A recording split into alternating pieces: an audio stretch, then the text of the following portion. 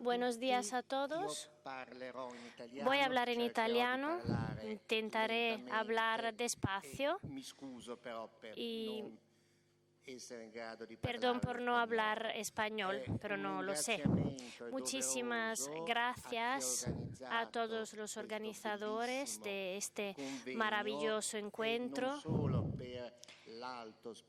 No solo porque realmente el interés cultural y científico de este encuentro es muy elevado, pero también quiero agradecer al organizador por haberme acogido aquí. Me gustaría hacer algunos planteamientos sobre la escucha del menor en los procedimientos civiles, tanto en relación con las fuentes internacionales y comunitarias, y además una panorámica de lo que pasa en Italia. La escucha del menor, ayer hablaban de eso también los demás ponentes. La escucha es una herramienta muy importante porque gracias a la escucha el menor se ha convertido in un sujeto attivo nel procedimento. Che riguardano i minori, cioè quelli in cui i minori sono coinvolti direttamente o indirettamente, e in particolare quelli di famiglia. La separazione, il divorzio, lo scioglimento della convivenza tra i la interrupción de la convivencia entre los padres.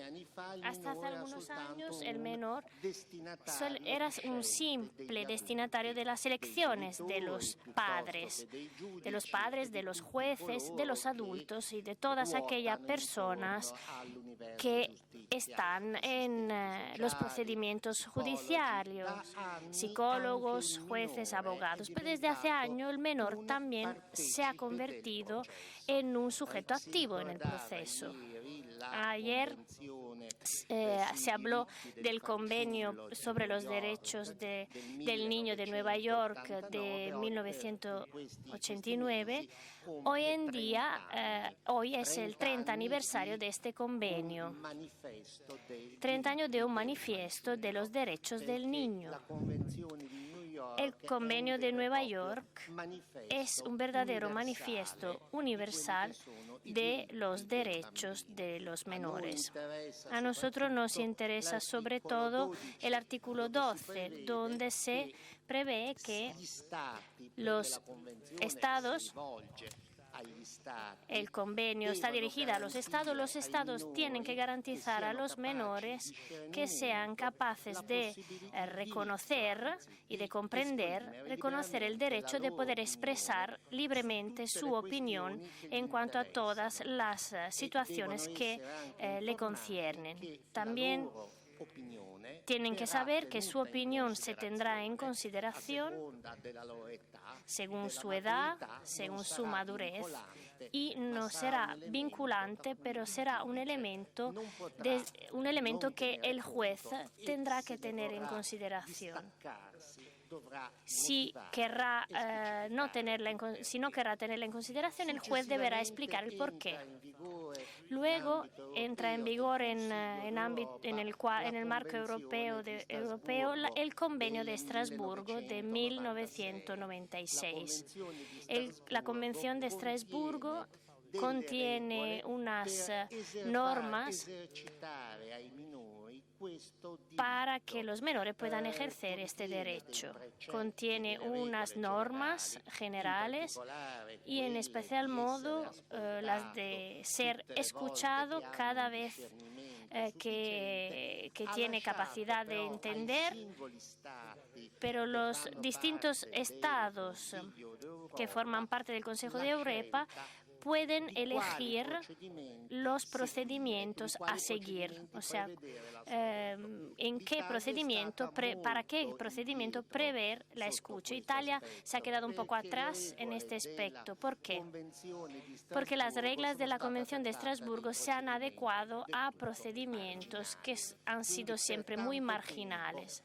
Durante mucho tiempo, entonces, en Italia la escucha del menor se ha quedado más bien en el papel y no mucho en los juzgados, realmente.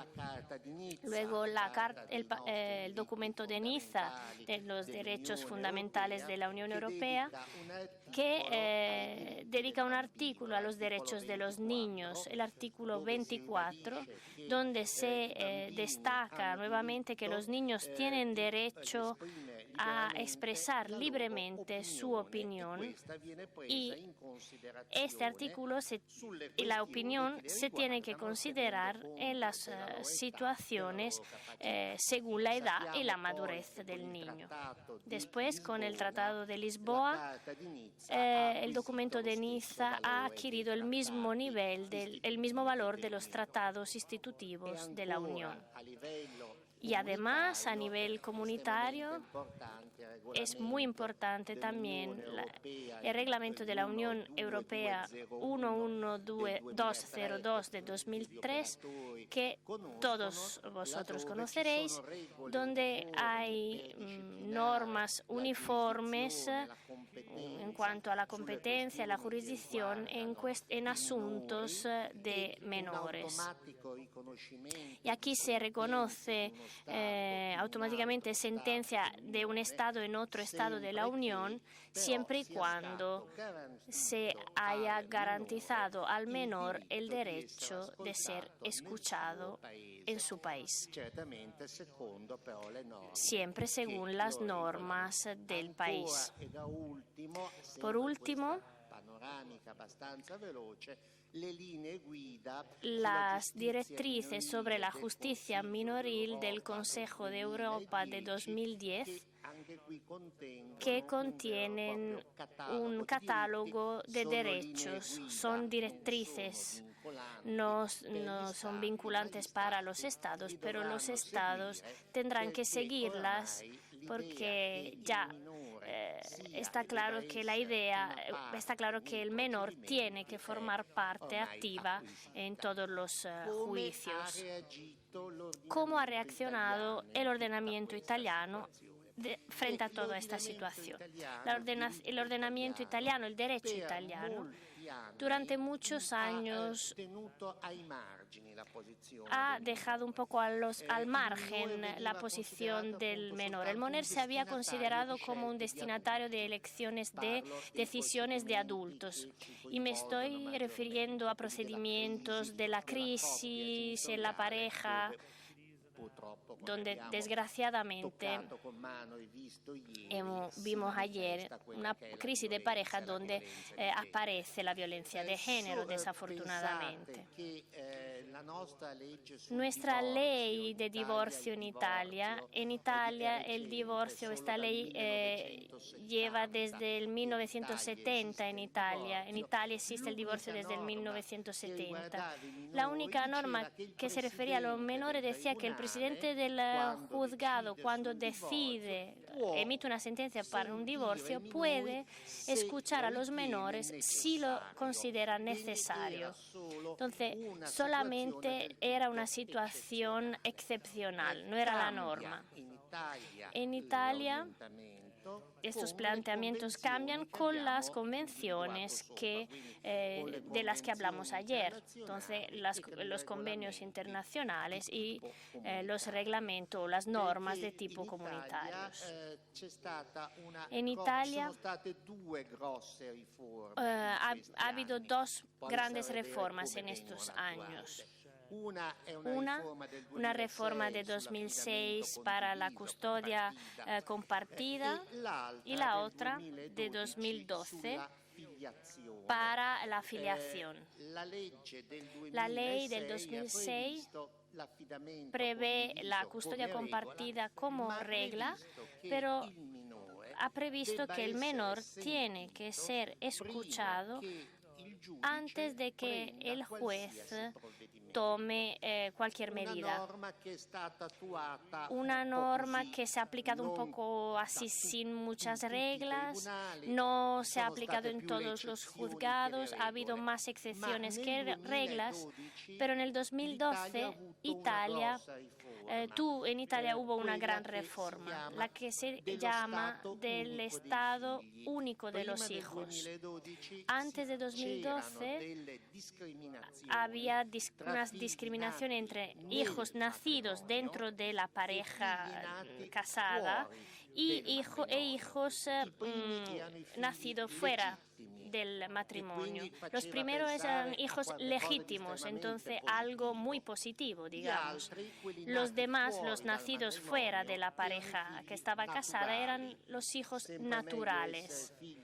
Mejor ser hijo natural que hijo ilegítimos, como se decía antes de la reforma. Como término ha mejorado. En 2012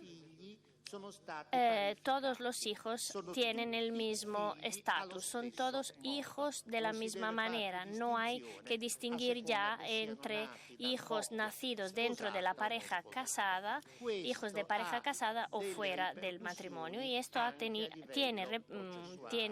efectos también a nivel de procesos y a nivel de derechos. El Código Civil se ha modificado con unas normas comunes que tienen en consideración la crisis de la pareja. Una pareja casada, separada, divorciada, tanto que sea casada, separada o divorciada, o una pareja que no se ha llegado a casar nunca, entonces pareja de hecho, digamos.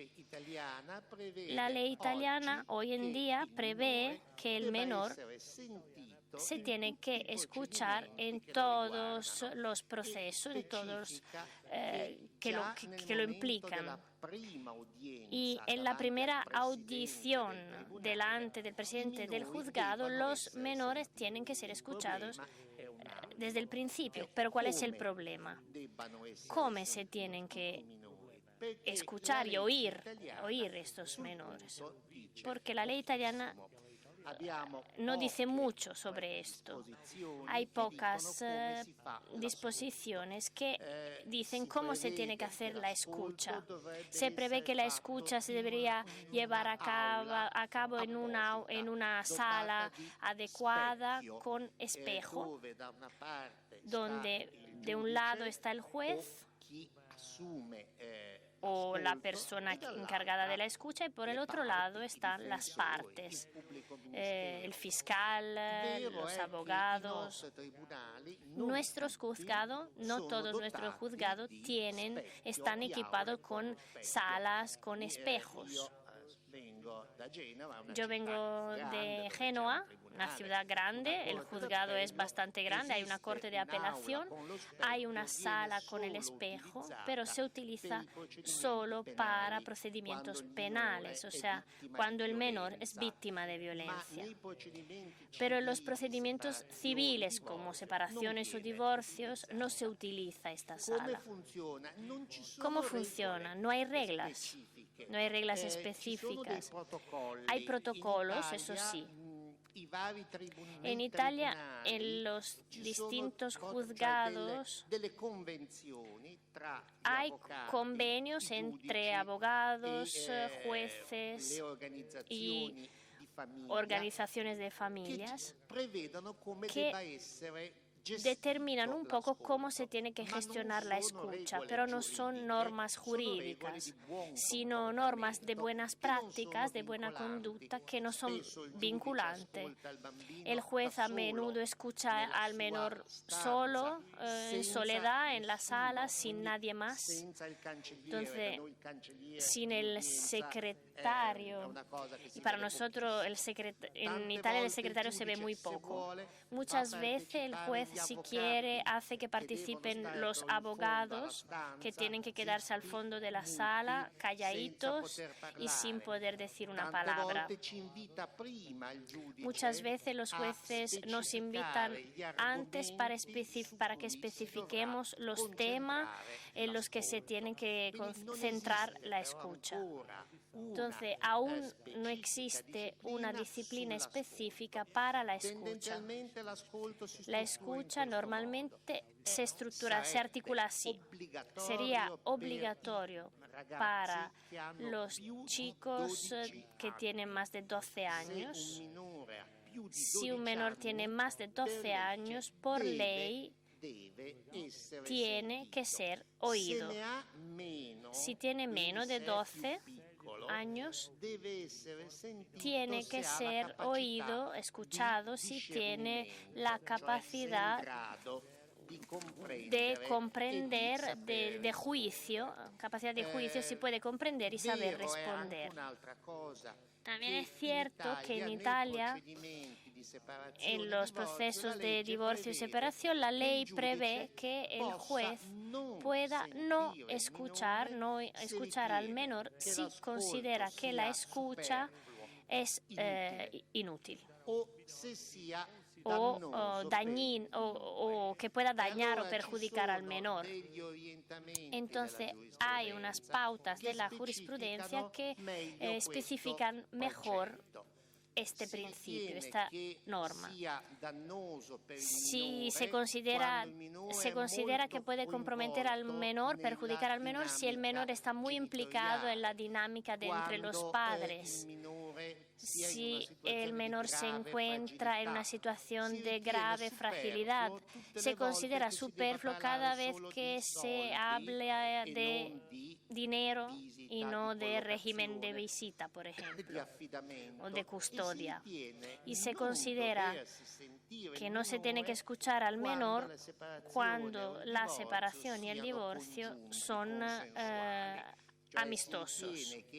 O sea, se considera que los padres son capaces de gestionar la custodia del niño sin que el menor tenga que ser escuchado.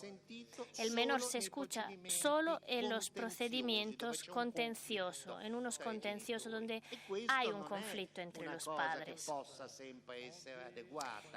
Y está claro que no siempre los padres pueden, incluso estando de acuerdo, aunque estén de acuerdo, no siempre pueden encontrar la decisión más adecuada para los niños. Hoy en día se habla mucho de esto, es un tema muy importante. En algunos casos la escucha es obligatoria, pero no solo la escucha, sino también el consentimiento del menor. Cuando hay acciones para declarar la paternidad de un menor, el menor tiene que dar su consentimiento. Con 14 años, si no quiere tener ese padre que no lo ha reconocido nunca, el menor puede perfectamente rechazar esto. En las adopciones tiene que ser el menor a partir de 14 años el que tiene que declarar si quiere esa pareja de papá y mamá como sus padres. Y en otros casos es obligatorio. En nuestros casos, que son los casos de conflictualidad, de conflicto, es el juez que puede elegir si sí o no, si lo considera oportuno o no. Si lo considera superfluo, no se requiere la escucha. Una situación más compleja es la que se presenta delante del juzgado para los menores de edad. En Italia hay dos jueces distintos que se interesan por los asuntos de los menores de edad. El juzgado ordinario, cuando hay una controversia entre padres que se separan o divorcian, y el juzgado para los menores de edad, que se ocupa de todas las formas de intervención para la responsabilidad parental. Hace algunos años la llamábamos patria potestad, ahora se llama potestad parental y hoy se llama responsabilidad parental. Cada vez que los padres no se encuentran de acuerdo y no pueden seguir y educar a los menores, se puede intervenir con unas medidas de decadencia de la responsabilidad parental o modificación de la responsabilidad parental. La competencia es de los juzgados para los menores de edad, que es un juzgado que se encuentra en cada región de Italia. No en todas las regiones de Italia, que tienen distintos problemas porque cuando se separan o divorcian, la competencia del juzgado de los menores de edad pasa a los juzgados ordinarios. Para los juzgados de los menores de edad, la ley prevé que el menor tiene que ser asistido por un letrado, por un representante legal, y que la presencia de otra persona para la escucha sea obligatoria. La jurisprudencia de la Corte de Casación, la más reciente, ha declarado nulos muchas medidas donde no se había nombrado un representante especial. La cuestión es, los padres, que son los que representan a los hijos, cuando hay un conflicto entre ellos, ¿son capaces de hacer el interés de sus hijos o siguen un interés personal? La ley prevé que cada vez que hay un conflicto entre el que representa a una persona y el menor, se nombre un representante especial. Pero no pasa siempre esto.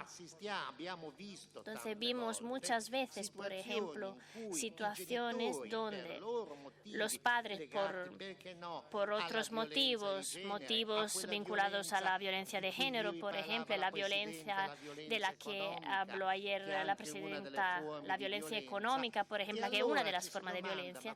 En ese caso, esos padres que quieren hacerse una lucha entre ellos, ¿son también capaces de pensar de manera adecuada en su hijo menor? El hijo menor, ¿cómo puede hacer que se escuche su voz? La escucha es una herramienta, está claro, pero puede haber otra herramienta más importante aún, que es un representante especial del niño. Es un sujeto, una tercera parte, o sea, generalmente un letrado que representa al menor, o sea, que entra en el proceso, en el juicio. Un juicio no solo entre madre y padre, que están en un claro conflicto entre ellos, sino también con la presencia en el juicio de una persona, de una tercera persona que es parte activa del proceso, este representante del menor. En los últimos años ha habido muchas sentencias a partir de 2008-2009. La jurisprudencia italiana dio estas indicaciones. Cuando el menor no se ha escuchado, puede ser causa de nulidad. Y puede ser causa de nulidad cuando el menor, en el conflicto entre sus padres, no ha tenido la posibilidad de tener un representante especial, porque el menor empieza a ser parte integrante del juicio, parte en un sentido procesual, no solo sustancial, ni del juicio mismo. Entonces, lo que quería destacar es cómo se empezó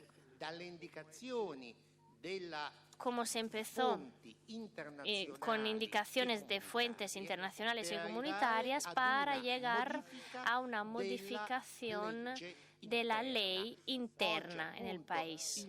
Hoy el menor se escucha, pero el problema sigue siendo cómo se escucha. En nuestro juzgado, por ejemplo, el juzgado de Génova ha sido uno de los primeros a seguir esta pauta. El juzgado de Génova escucha a los niños incluso si tienen menos de 12 años. El juez puede escuchar a los niños, entonces se hace una escucha indirecta si el juez no se siente capaz de tener esta competencia, mediante un profesional, un psicólogo, un psiquiatra u otra persona que tenga este tipo de profesión, no como asesor, es otra cosa. La escucha es algo más sencillo. No hay asesores de las partes, no hay una forma, no hay reglas específicas. Hay una escucha llevada a cabo por un profesional que luego llega a la audición para contar lo que ha sido la escucha, o sea, explicita la voluntad del niño. Esto para los niños más pequeños. Con 12 años, sin embargo, los niños se escuchan siempre y cuando el juez lo considere necesario. La ley nos dice que esto se debería videograbar, porque hay un espejo, debería ser así. Pero en nuestros juzgados, el espejo y la grabación vídeo no es muy común, a excepción de casos más graves. Se tiene que escribir un informe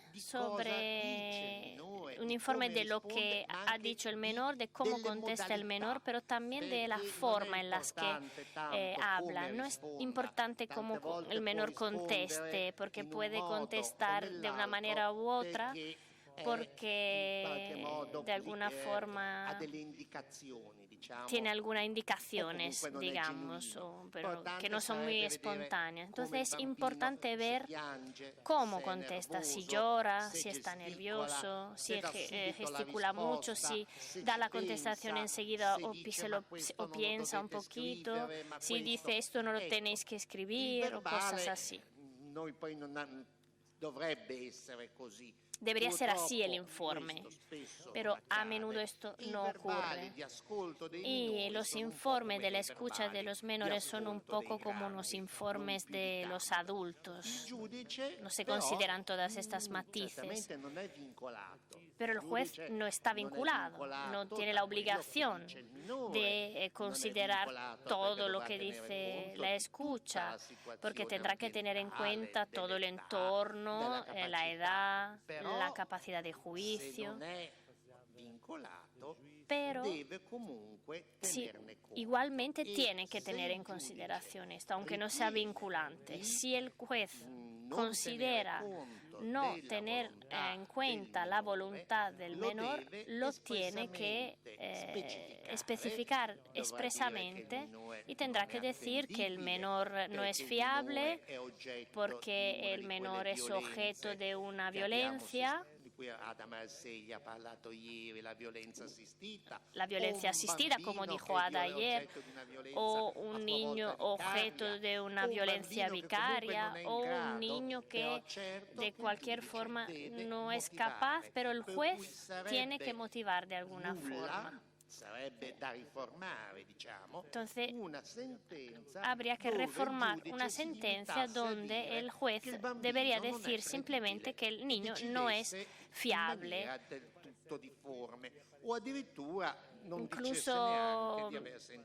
Incluso podría decir que no ha escuchado al niño y que debería ser solamente una obligación superflua. En todo este contexto, en Italia, aún más que la separación y los divorcios, la escucha del menor empezó a llevarse a cabo en las situaciones de secuestro internacional de los menores con la Convención de La Haya de 1980. Ha habido casos, hay muchos casos de secuestro internacionales. En Italia ha habido muchos de estos también. El secuestro internacional prevé una forma de tutela, de protección, que requería la intervención para recuperar la situación, o sea, para que el menor tenga que volver a entrar en su país. Hay dos casos importantes, sin embargo. Uno, cuando el menor está sometido a un riesgo psicofísico en caso de volver a casa de un padre o una madre inadecuado, o cuando el menor rechaza, se niega a volver al entorno de donde se ha alejado. La voluntad del menor de no volver con ese padre o con esa madre al principio no se tenía en consideración, porque siempre se decía que los menores no pueden dar indicaciones vinculantes, porque si son muy chicos es porque son muy chicos y no son fiables. Si eran mayores, probablemente tenían un plagio o eran manipulados por el otro padre. Desde hace algunos años hasta hoy, yo mismo me he encargado de un caso donde he tenido un encontronazo contra los Estados Unidos. El juzgado de menores en Italia, escuchando al menor que al principio dijo que no quería volver, pero luego se dijo que no se tenía que considerar, esto lo dijo el juzgado de menores, la casación dijo que el juzgado de los menores no había hecho bien en no considerar los derechos del menor. Entonces hemos vuelto delante del juzgado y ha dicho: los menores que tengan capacidad de juicio, allí el chico tenía 12, 13 años, menores de esta edad que no quiere volver a casa de su padre, en este caso porque era un padre abusador, en este caso este menor tiene todo el derecho de no volver a ese entorno. Entonces en este caso ganamos y estuvo muy bien porque, claro, por supuesto se trataba de Estados Unidos, un estado muy poderoso. Ya he terminado, muchas gracias y me quedo para escuchar las demás ponencias.